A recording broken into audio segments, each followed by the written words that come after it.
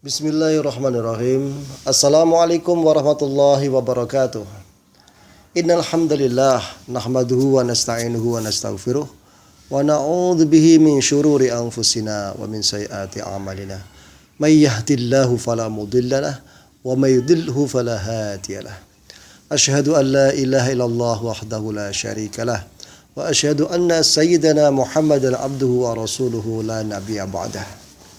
Allahumma salli wa sallim wa barik ala hadan nabiyil karim Sayyidina Muhammad wa ala alihi wa sahbihi ajma'in. Amma ba'du. Apa kabarnya Bapak Ibu sekalian, kaum muslimin wal muslimat dimanapun Anda berada? Masih bersama saya di channel saya ini. InsyaAllah kita akan lanjutkan kajian kita tentang rute perjalanan kehidupan manusia.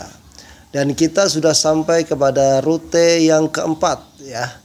Yang pertama yaitu di alam roh, yang kedua di alam kandungan, dan yang ketiga di alam dunia. Sekarang kita akan sedikit mengkaji yaitu yang keempat yang berada di alam barzah atau alam kubur.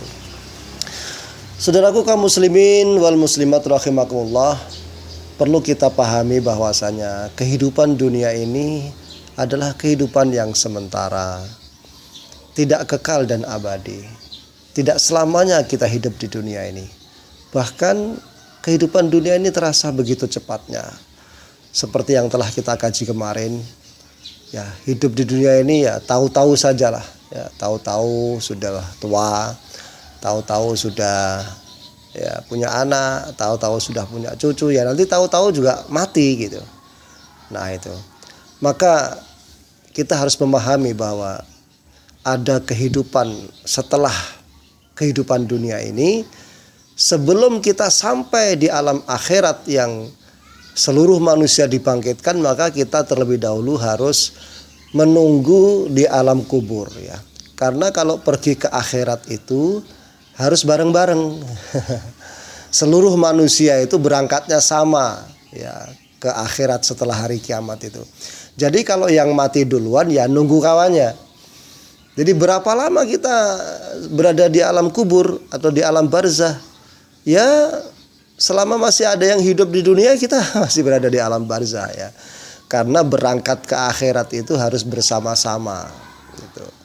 Jadi kalau kita mati duluan ya nunggu kawannya yang masih hidup. Maksudnya adalah kita berada di alam kubur itu sampai hari kiamat. Alam kubur ini didahului dengan kematian, proses kematian, dan sebelum benar-benar terjadi kematian itu ada namanya sakaratul maut. Ya, sakaratul maut. Bahkan sebagian ulama menempatkan sakaratul maut ini menjadi alam tersendiri. Dia sudah berpisah dengan alam dunia ini, tetapi belum lagi masuk ke alam kubur gitu. Ini disebut dengan sekarat atau sakaratul maut. Banyak di antara ulama yang menempatkan sakaratul maut ini menjadi alam tersendiri. Namun kita pada saat ini langsung menggabungkan antara sakaratul maut, proses kematian, dan alam kubur. Ya. Oleh karena itu yang perlu saya ingatkan pada saudara sekalian yang mendengarkan atau yang melihat tayangan ini, yang tidak boleh ataupun jangan sampai kita tunda-tunda sampai masa sakaratul maut. Yang paling utama adalah taubat. Jangan sampai kita bertobat pada saat sudah sakaratul maut gitu ya. Karena itu akan ditolak oleh Allah Subhanahu wa taala. Saya contohkan firman Allah Subhanahu wa taala yaitu kisah tentang Firaun ya. Firaun itu ternyata dia masuk Islam ya. Firaun yang di zaman Nabi Musa itu ternyata di akhir-akhir kehidupannya dia itu masuk Islam. Nah, berada penjelasannya di surat Yunus ayat yang ke-90 yang mana Allah berfirman, A'udzu billahi minasy syaithanir rajim. وجاوزنا ببني إسرائيل البحر فأتبعهم فرعون وجنوده فأتبعهم فرعون وجنوده بغيا وعدوا حتى إذا أدركه الغرق قال آمنت أنه لا إله إلا الذي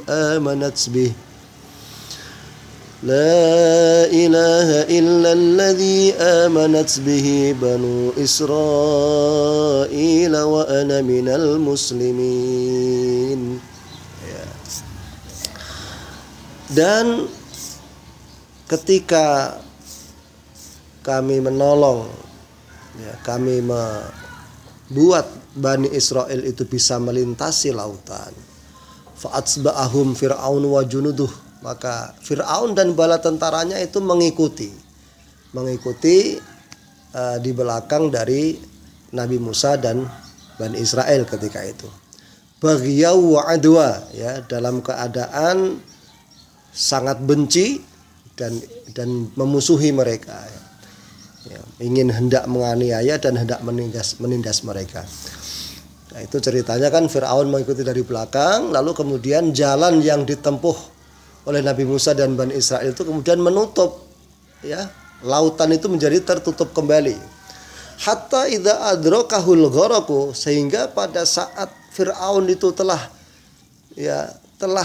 hampir tenggelam, timbul tenggelam, sudah sakarat, sudah mau mati.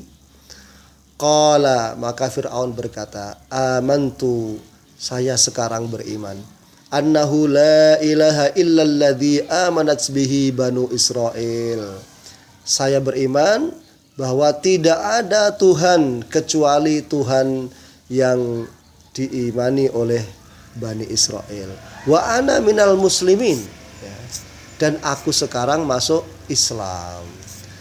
Fir'aun di akhir-akhir kehidupannya, pada saat sudah hampir tenggelam di Laut Merah, ternyata dia masuk Islam.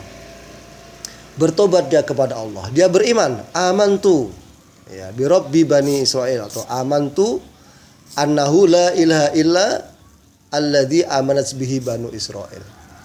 Dia beriman. Kemudian wa ana minal muslimin, dan dia masuk Islam. Jadi dia beriman dan berislam, Fir'aun ini. Namun pertobatan Fir'aun ini sudah terlambat, karena sudah timbul tenggelam di lautan, sudah mau mati. Maka Allah pun menjawab perkataan Fir'aun ini, al-ana wa qad asaita qablu wa kunta minal muslimin wa kunta minal mufsidin. Al-ana wa qad asaita qablu wa kunta minal mufsidin. Kenapa baru sekarang, wahai Fir'aun, engkau mengakui kekuasaan Allah? Kenapa baru sekarang engkau beriman, engkau percaya? Sedangkan sebelumnya engkau selalu berbuat kerusakan. Sebelumnya engkau selalu mengingkari, tidak mau berpasrah diri, menyerah diri kepada Allah. Engkau tidak mau beriman, engkau tidak mau berislam. Kenapa setelah sekarang engkau akan mati, kemudian engkau baru bertobat kepada Allah? Artinya permohonan dan perkataan Fir'aun, pertobatan Fir'aun ini ditolak oleh Allah Subhanahu wa taala. Inilah perkara yang harus kita pahami, bahwa jangan sampai semuanya itu terlambat. Karena manusia setelah hidup di dunia, dia akan masuk kepada periode yang berikutnya, yaitu berada di alam kubur. Dan ulama ahlu sunnah wal jamaah semuanya meyakini dan semuanya memberi petunjuk kepada kita bahwa di alam kubur itu ada nikmat kubur, ada siksa kubur. Ada siksa, ada nikmat di sana. Banyak hadis Rasulullah yang menjelaskan tentang itu. Bahkan di alam kubur juga ada pertanyaan-pertanyaan, pertanyaan-pertanyaan yang akan diajukan oleh malaikat yang menanya di kubur, yaitu malaikat siapa? Masih ingat kan? Malaikat Mungkar dan Nakir. Dia akan bertanya tentang keimanan kita kepada Allah Subhanahu wa taala, kepada Rasulullah Muhammad sallallahu alaihi wasallam, dan beberapa pertanyaan yang lainnya.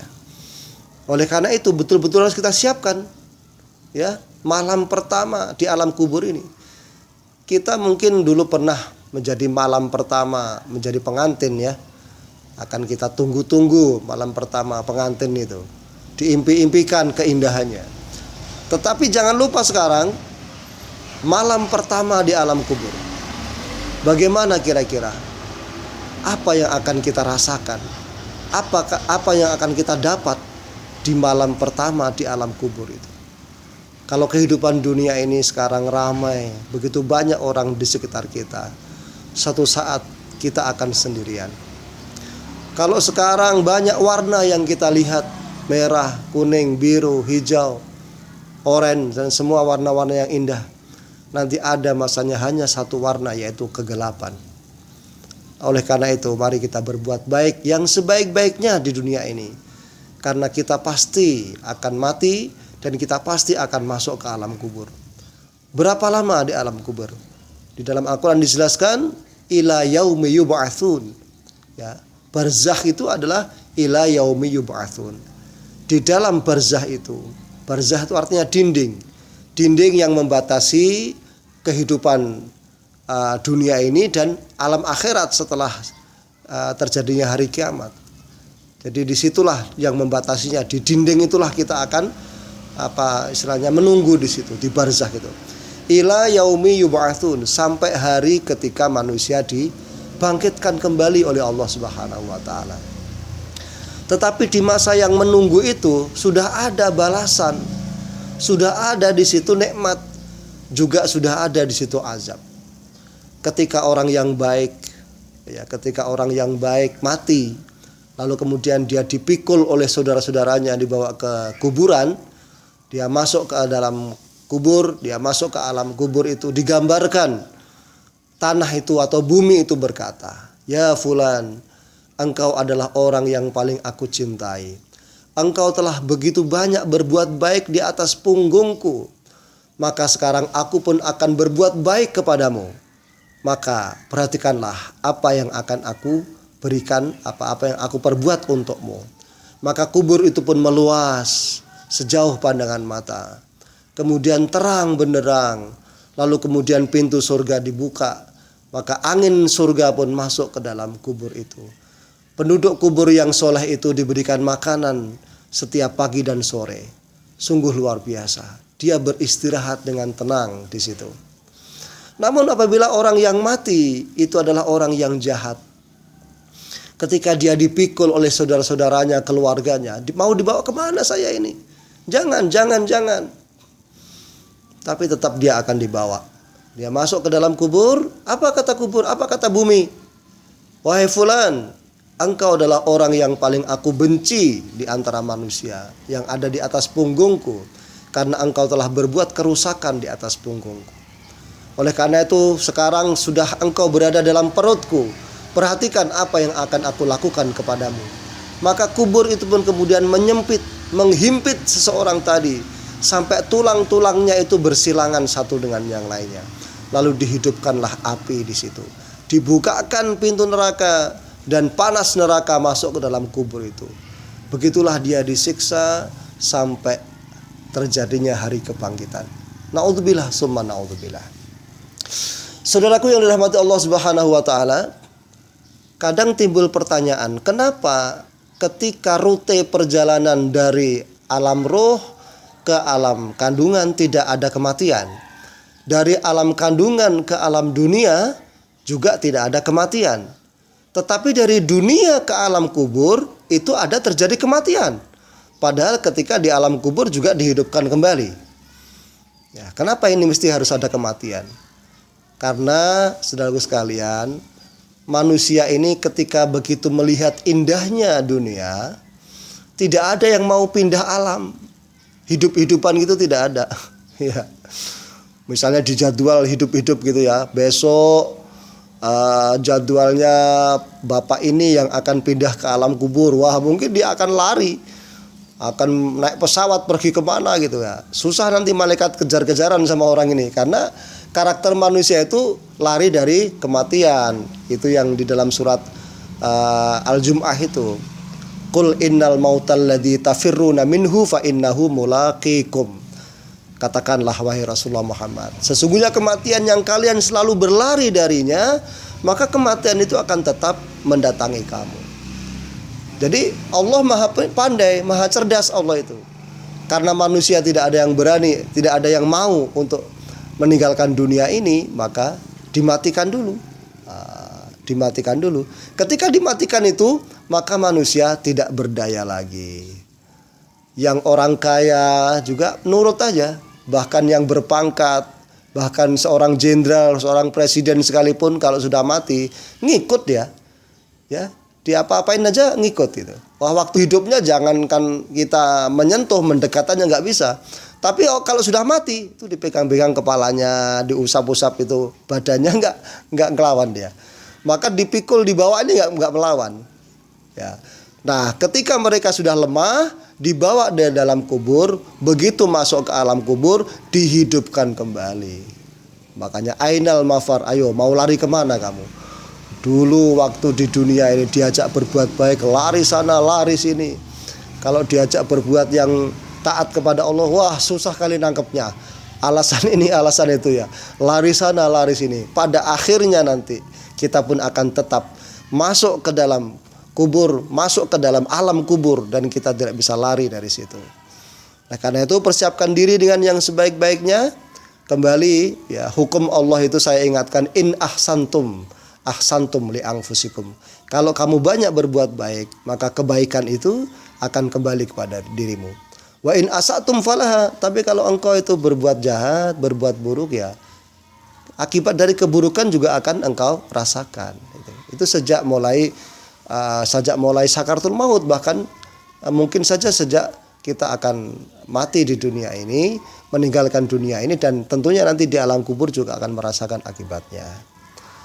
Mudah-mudahan Allah memberikan kekuatan kepada kita untuk senantiasa berbuat baik di dunia ini, bersedekah, berinfak, beramal soleh, sehingga waktu di alam kubur nanti kita bisa tidur tenang seperti tidurnya seorang pengantin, tidak ada siapapun yang berani mengganggu. Beristirahat dengan tenang, insya Allah. Amin ya rabbal alamin. Demikian penjelasan singkat di alam yang keempat ini, mudah-mudahan bermanfaat. Kurang lebihnya saya mohon maaf. Wallahul muwafiq ila aqwamit thoriq. Assalamualaikum warahmatullahi wabarakatuh.